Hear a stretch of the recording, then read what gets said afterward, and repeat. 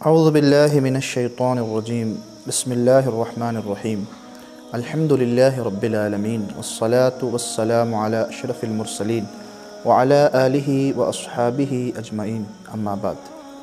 معزز ناظرین، آج ہمارا موضوع ہے، ٹاپک ہے دعا کے بارے میں۔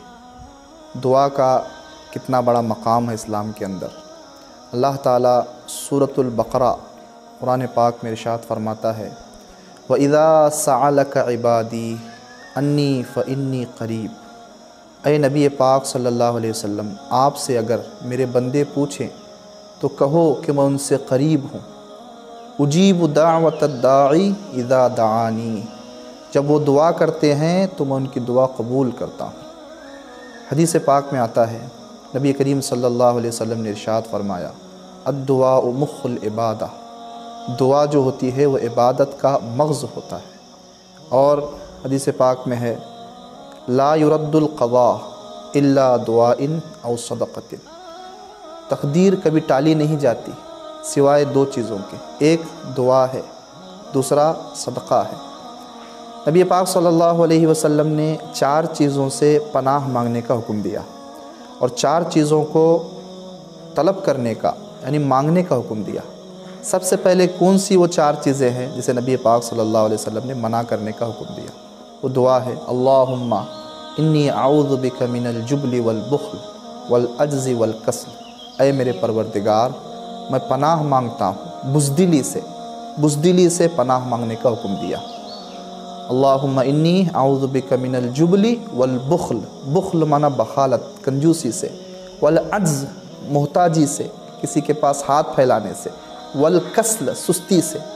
تو بزدلی، کنجوسی اور بخالت، اسی طرح سستی اور محتاجی سے، کسی کے سامنے ہاتھ پھیلانے سے پناہ مانگنے کی دعا کرنے کا حکم دیا۔ دوسرا ہے 4 چیزوں کو طلب کرنے کا حکم دیا، اللہم انا نسألک الہدی۔ آپ کیسے دعا کریں؟ اے اللہ میں طلب کرتا ہوں، سوال کرتا ہوں تجھ سے ہدایت کا، والتقیٰ تقوی پرہیزگاری کا، والعفاف عافیت یعنی تندرستی کا، والغنی یعنی مالداری کا۔ تو 4 چیزوں کو طلب کرنے کا نبی صلی اللہ علیہ وسلم نے حکم دیا، تم اللہ سے 4 چیزوں کی دعا مانگو۔ وہ کیا ہے؟ ہدایت کی، رہنمائی کی۔ دوسرا ہے تقوی اور پرہیزگاری ہمارے اندر آئے۔ تیسری چیز ہے عافیت، تندرستی۔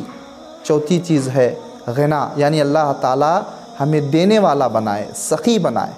اور حدیث پاک میں آتا ہے، بخاری شریف کی حدیث ہے، کلمتانی حبیبتانی الی الرحمن، 2 کلمے اللہ کو بہت پیارے ہیں، رحمان کو پیارے ہیں، خفیفتانی علی اللسان، زبان پر بہت آسان ہیں، خفیف ہیں، ثقیلتانی فی المیزان، لیکن میزان پر بہت بھاری ہوتے ہیں۔